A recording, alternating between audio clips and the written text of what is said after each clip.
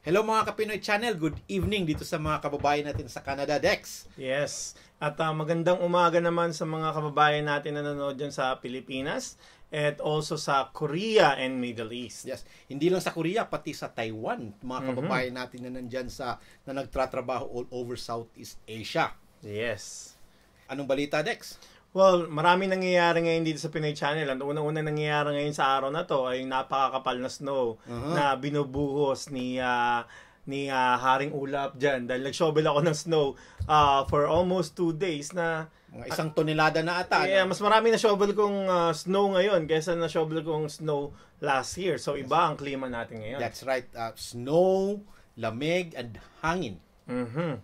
Yes, kaya yung mga tao dyan na nagdadrive, lalo na dito sa Canada, konting ingat po lamang. Yes, but kung gaano man actually kalamig ngayon, mag-iinit naman yan next week, Dex. Alam mo kung bakit? Bakit? It's Valentine's Day. Yes, mapupuno na naman yung mga, alam niyo na, yung mga dyan sa tabi-tabi. No? At syempre, fully book yan.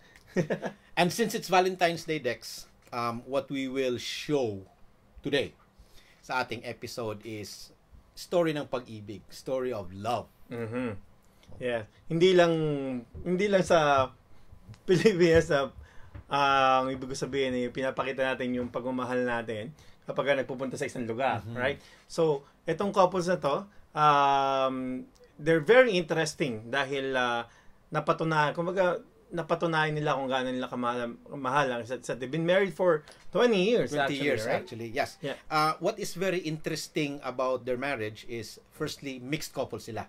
So, ang husband is a Caucasian na pinanganak at lumaki dito sa Canada, at yung isang kababayan natin, isang Ilocana na galing sa Pilipinas. Yes. Pero hindi lang yan kung bakit interesting ang episode natin ngayon.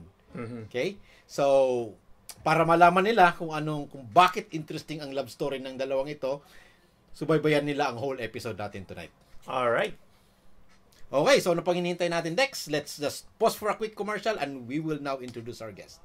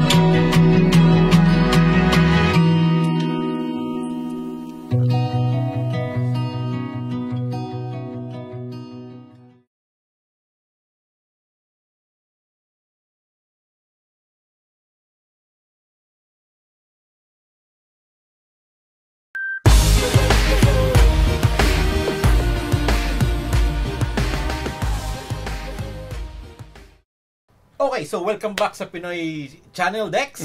Kagaya ng nabanggit natin kanina, this episode ay since it's Valentine's, pag-uusapan natin ang isang love story. Love story na nangyari dito sa Saskatoon, of course. So we'd like to introduce our guest for today.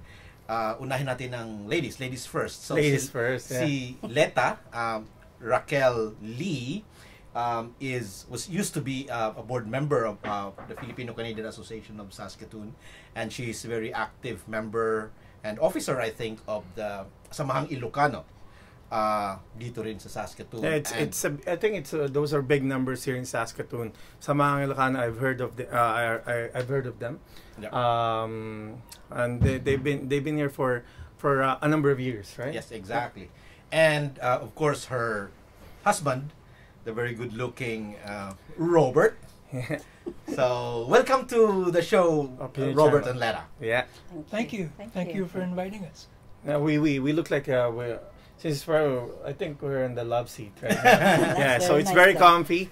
Welcome to Pinoy Channel. It's just like a regular story for February. How are you guys? So how's the weather outside right now? Well, as you know, as the jingle goes, the weather outside is frightful. I just had to drive for 8 hours as a bus driver through the thickening snow on the road. But no major issues. Most people are behaving themselves. But yeah, we're getting February weather. Yeah. When I was on my way here, kind of usually getting to 90 or 100 in circle drive. But right now it's just 80. I don't care what you say about me, but driving in snow is driving really slow. You should drive slow, right? Yeah, that's right. Well, as you can probably see, Dex, Rob is Caucasian. I would assume he was born here in Canada. Yes. So I'm just intrigued. How did the two of you meet? Because obviously, tell us your story. Yes, obviously, Letta was born in the Philippines. Yeah. Yes, yeah. Well, we met 24 years ago. Yeah. It's kind of a Valentine's story in a way, because I had two friends through work who had a romantic get-together. They ended up getting married. Unfortunately, the union didn't last, and they broke up. I managed to stay friends with both of them very hard, but I was sort of my female friend's shoulder to cry on. She would always call me and whatever. And one day she decided that, she wanted to go out dancing. So she brought her shoulder to cry on. She invited her cousin, who had also gone through a recent breakup. And this person had met Letta at a gym. Yeah. And they became fast friends, and this cousin had opened up to her. So these two broken hearts decided to bring their shoulders to cry on with them to go dancing, and her and I met at a club, and we got to chatting, and there was something about her I found intriguing, and she said that she doesn't like her hair straight. She'd like to see what she looks like with curly hair, and I had just bought this brand new computer system, a 486. It's a long time ago. At that time, it should have been. But I had a scanner and access to software and stuff, and I said, well, if you give me a picture of yourself, I could scan it and show you what you look like with different hairstyles. Yeah, because I usually have a long hair straight. And it really, she says, well, you said it surprised you. Yeah. Because she So it's like gave a me Photoshop? She gave me her, it was before Photoshop. It was Aldous Photostyler. I have never done that before, knowing just to meet first time, the person I just met first time. And we're talking about this, differences, how he can make some changes in the pictures or adding here and adding. And I said, interesting, because I always have a long straight hair, and I was wondering how I look if there's a curly hair kind of, and let me see how I look in the picture. So first time ever, I took up my wallet, I removed my one of my piece of a picture with and I put my address on and give it to him, and I didn't think of like, is he going to be like, Good strategy. Gonna be a problem because he's gonna be calling me. But I didn't think of that. I just trusted that, okay, because I am kind of wondering how I look really differently in a curly hair. Fancy curly hair. So that's what happened. First time a guy's picked up a woman by talking about his computer equipment. Mm-hmm. But no, I'm just kidding. But so what I did was I took her photo, I scanned it, and I had an old software program called Cinemania that was produced by Microsoft, and I found pictures of Ray Don Chong, half Canadian, African American woman, who's the daughter of from Cheech and Chong, And I scanned her picture, took out her hair, scanned a picture of Cher, took her picture with curly hair, and I put those hairstyles on her. And my picture, I mean. It turned out pretty good. Printed them out, and I mailed them to her. Yeah. And but that's how we met. I mean, but we ended up going back to my friend's place, and she told me that she used to live in England. That piqued my interest because my grandparents on my father's side are from England. I've always wanted to go there. So there I was, hitting her for questions, and then my friend's daughter said, "Uh-oh, I think Robert likes Letta." Because we talk until the wee... Oh, till the wee hours. We didn't realize it's been like talking for hours, and... that was the first time That was the first time we met. That's the first time. Just kind of clicked. Yeah. And you were a beneficiary of 2 broken hearts. Yeah. Which is really sad. You know, it took 2 couples breaking up for another 2 to meet and make something that lasted. Yeah. That was just, Some will say it coincidence, right? But some will say it fate, right? And also, I think my friend may have had something to do with maybe wanting to do a matchmake. Your friend. She kind of hinted about that a couple of years later. So to make the long story short, you got married. Yes, we got married. Yeah, we got married in 1998, but we met in 1994. Yeah, in the fall of 1994. We had our first date January 1 week, of 95. Of 95. 1 week after my birthday. And that was funny too because I was all set to impress her by taking her to the seafood place. And she's allergic to shellfish, and I didn't know that. And so I said to her as I'm driving her to the restaurant, "So, do you like seafood?" And what did you say? No, I'm allergic to it. Okay. So I had to think fast. No. So I thought, no. Do you like steak? So we ended up at the Keg. The Keg. That was our first. But I turned you down twice. Yes. When I asked her out initially, no, she turned me down a couple of times because she thought I was with my friend, that we were a couple. Yes. We weren't, but it was probably natural to think that. Yeah, and I don't usually go out with, I didn't think of it, but, as a friend, maybe, yes, but going out with him, I haven't, known him for longer, so I just kept saying no until he insisted. Well, it was your birthday last week. Maybe you kind of celebrate your birthday. Just go out, and I said, okay, it's my birthday. Yeah, maybe I will get a gift. But it's just a rose he gave me. For a mixed couple, Dex, I've always been amused at how. Well, she mentioned she's allergic to shellfish. To shellfish, yeah. So you don't eat alamang or.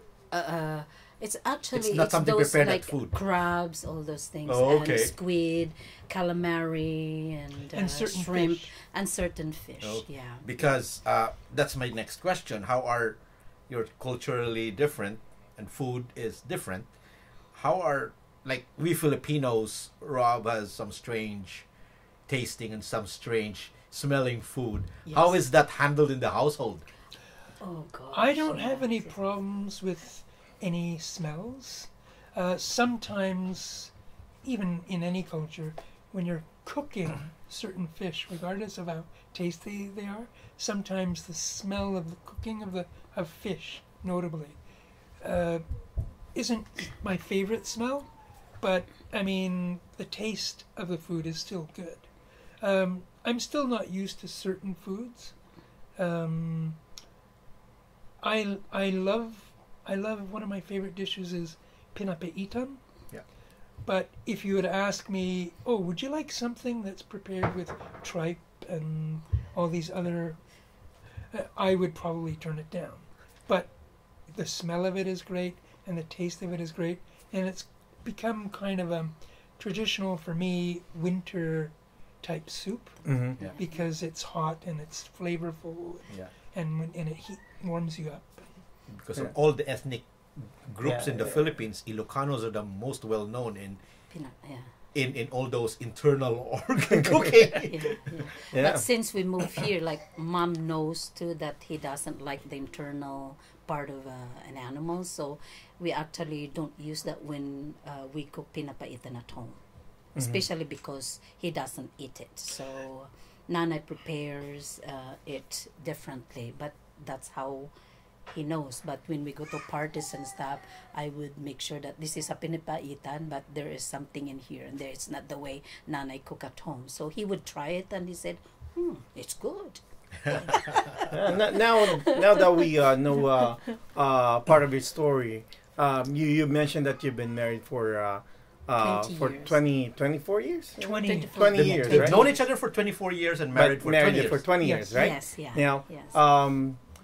like most of couples, they have tests. You know, they have this what we call the problems that you have to overcome. And the very interesting part here that our guest is right here right now is because of what happened with both of you, right? And that's what love is for me. Like, what can you do with your partner? Like how far can you go to prove your love to your partner, or to your husband, and to your wife, right?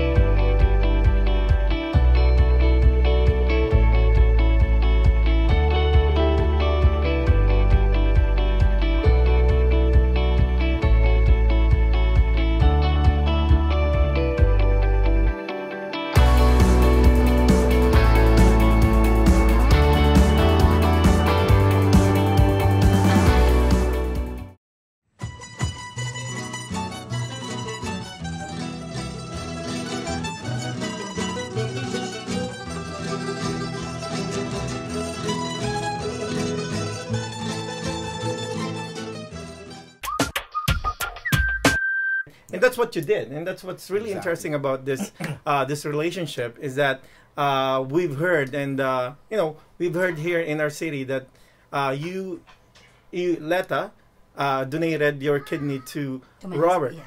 right? Yes, I did. Yeah, and that was really that is really a courageous thing to do. Like not all couples can do that, right? Now, okay, yeah. So we mentioned about this one. Now, can you tell us the story about the what happened, like the operation, and what did you feel during that time? Maybe we'd like to start with why was there a need for a kidney transplant? I think it was, you were diagnosed, I think, in July of 2007. We're still living in Toronto. We got married in 98. Just so you know, I didn't marry her for the kidney. Well, I don't know about that. So you're not a Saskatchewan boy, were you? No, I'm from Montreal. Okay. And we met in Toronto. Yeah. So yeah, that was so when he was diagnosed in July of 2007. That's when we realized, like, this is really deep.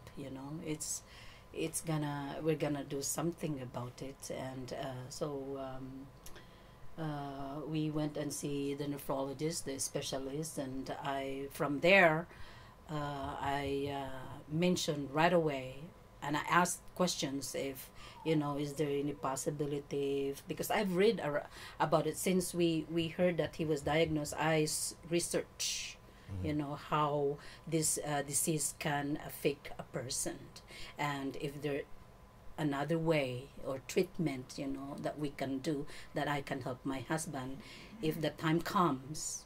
And they say, kidneys are very generous.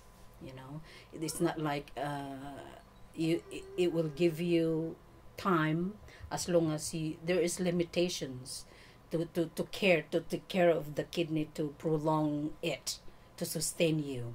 So upon diagnosis, it wasn't a transplant requirement right away. Right? No, right away. no, because What happened was, I had been noticing some symptoms. Yeah.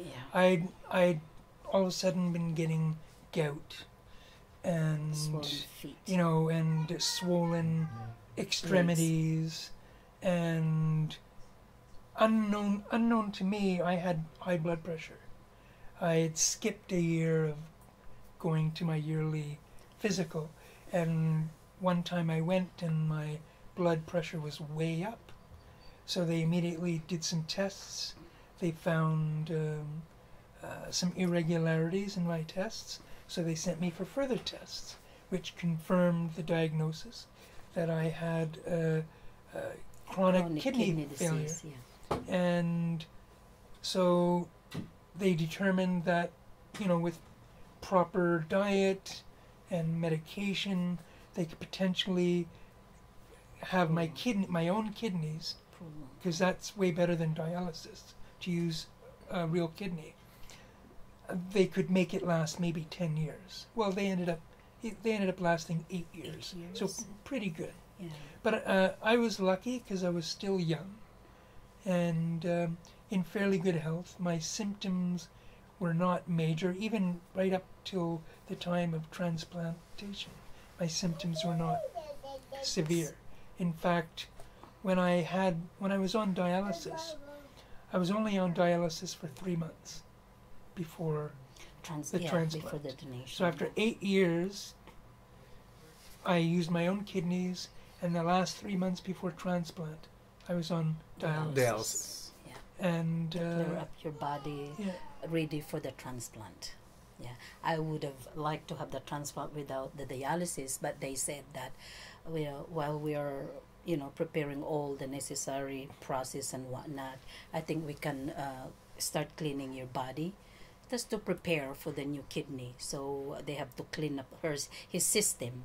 That's why we had, and the number came down, really down. The functions, I think it went down to, is it 6 or 7 functions of his kidney?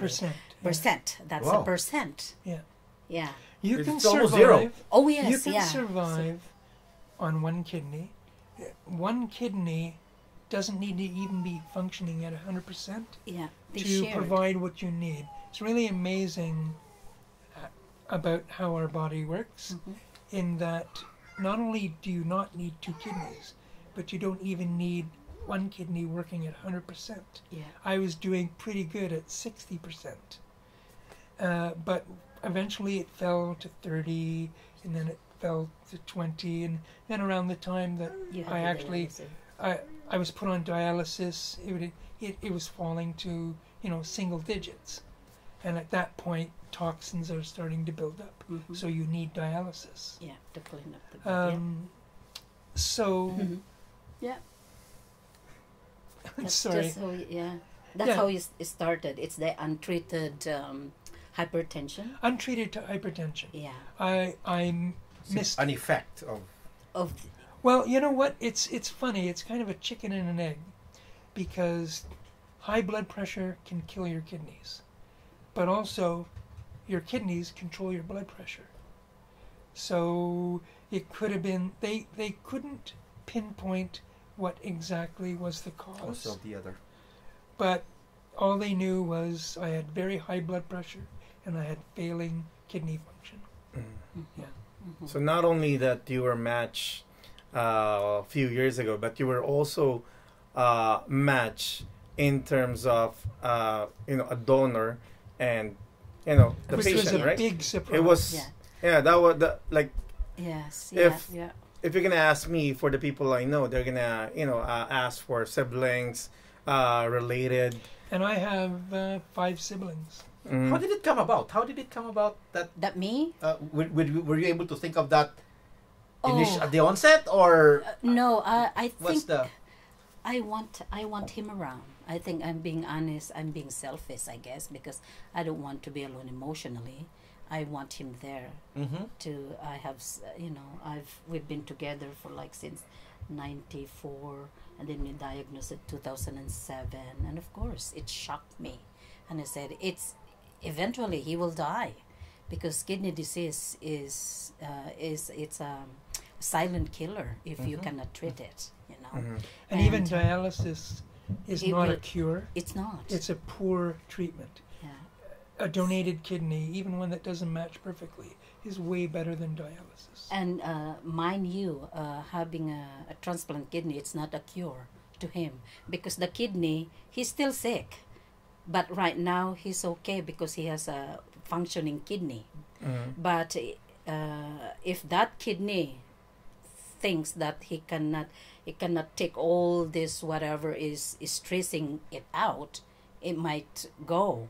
So but I guess by donation, giving my kidney, because you can live with one kidney, by the way, if you're healthy, and 2 kidneys, because the 2 kidneys they share just like Shared duty. wife and husband share together. So when you have 2 healthy kidneys and 1 kidney is gone, it will take over the work of the other one. So why not?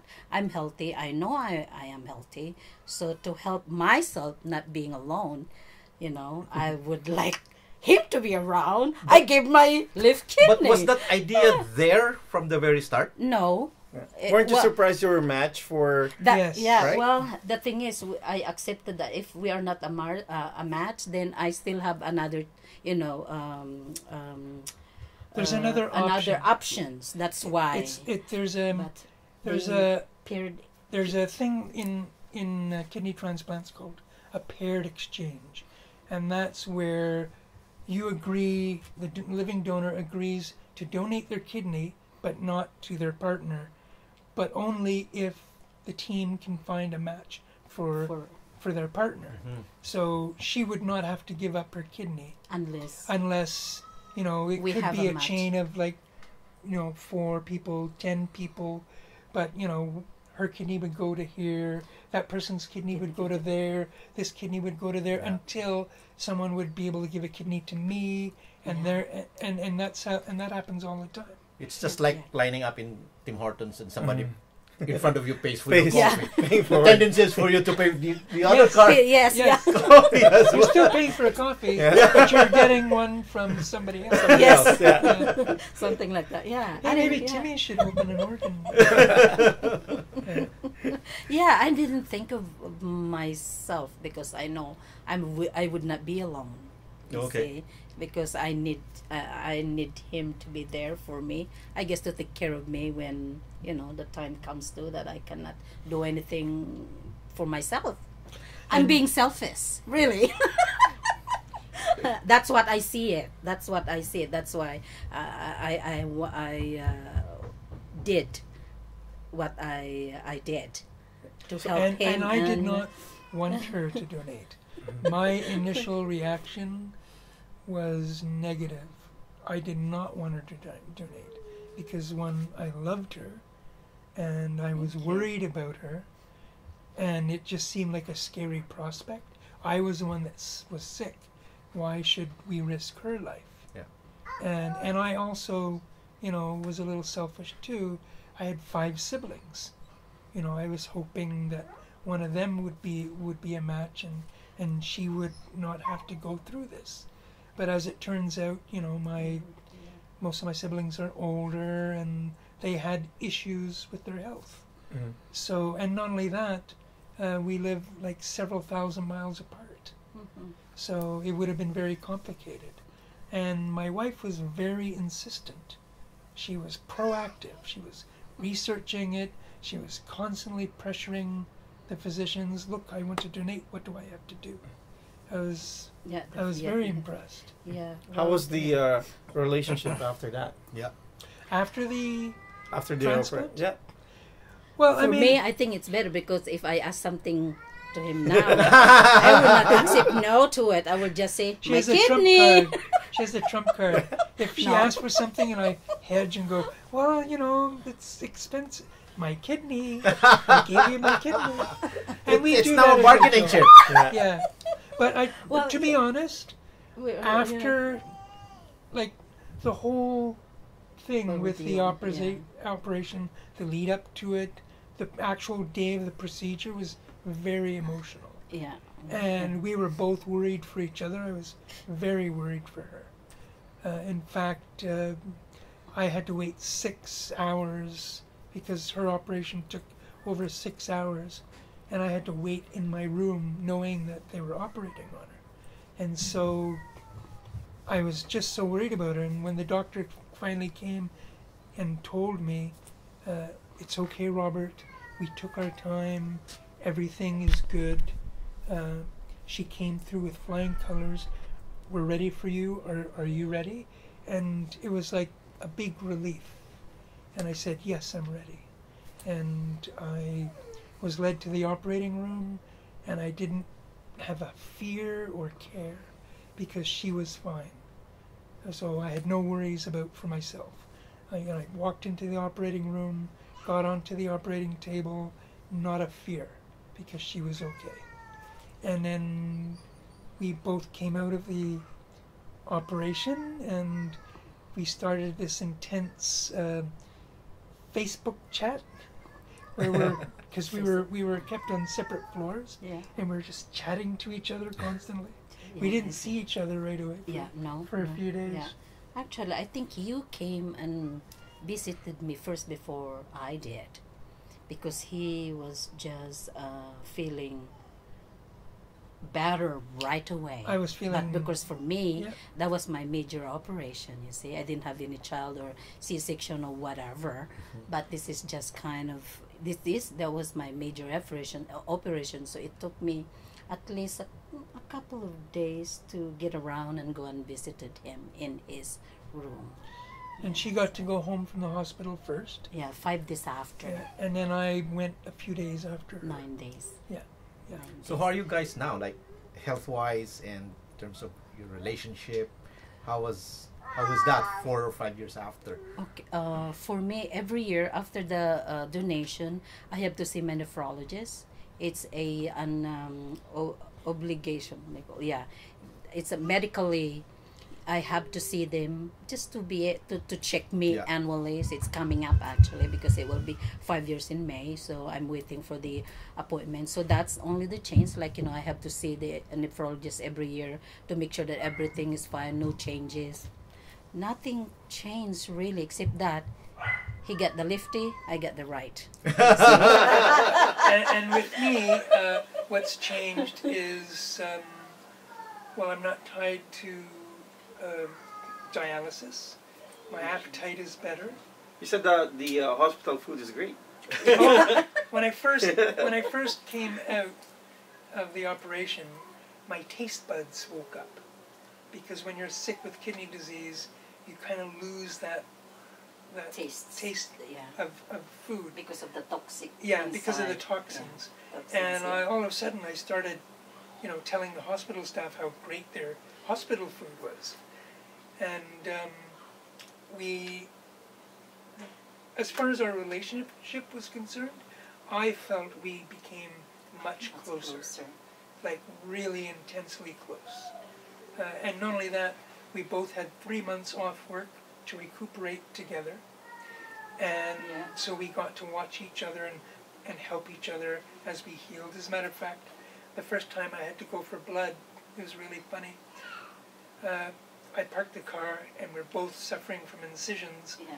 And so I'm walking like an elderly person and she's walking like an elderly person. And we're both walking really slow, and she calls to me and says, "Stop, you're running away from me." And we start laughing because we're barely moving down the sidewalk. Yeah. But we got to recuperate yeah. for 3 months together, and our relationship got even closer. Closer. I felt. Wow. I think It's- that your story really is an inspiration. It's very admirable, and I think that's one of the rare love stories that I I've ever heard. Firstly, being a product of broken hearts, having been matched through a kidney. It's amazing. Mm-hmm. And I especially love what he said about how jellos become more delicious with lettuce kidney in him already. I think it's not just because you had a healthy kidney, but because it's a kidney that is a part of somebody you love. Yes. Mm-hmm. Oh, that's nice, huh? The way he put it.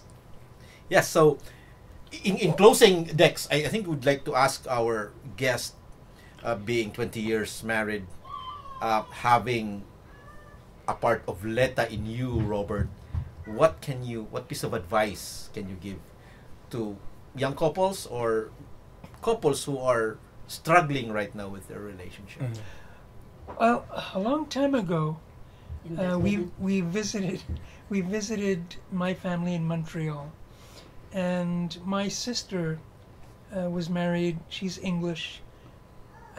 This is in Quebec, and she was married to a francophone, and so we were wanting to get some advice from my brother-in-law's father, and so we asked him, like, what kind of advice could you give us? We're a new couple, and my brother-in-law's father just looked at us and said, "Whatever it is, get used to it." And another really good piece of advice that I was given from my brother-in-law, was never go to bed angry. Always make sure that you're good with each other when you go to sleep together. Don't hold a grudge. Talk it out until it's done, and that's pretty much what we've done. Yeah. And lots of communication. Lots of communication. Negotiations. Yeah. Loving the imperfections as well, right? Exactly. Yeah. And you know what? Even though we're from opposite sides of the world, there's more in common you find over the years than really what separates us. It's the love that makes us little funny in your heart. Yes, and you have to have a sense of humor too. Yes. And we've developed our own. Yeah. Yeah. It's good. Yeah. Si Robert was actually jokingly kanina telling us that, before you get married, you should actually A list. Have a list. have a checklist or Checklist. a questionnaire. Yes. That yes. you're matched. Yes. Yeah, just remember that when you're dating someone, make sure that they're a blood type match, and find out if they're an organ match, because you never know. Okay. Well, thank you very much. Thank you so much. Thank you so much, Leta Leta and Robert. And Thank happy you. Valentine's. Well, thank you Thank for you. having us. Yeah. Happy Thank you for having Valentine's.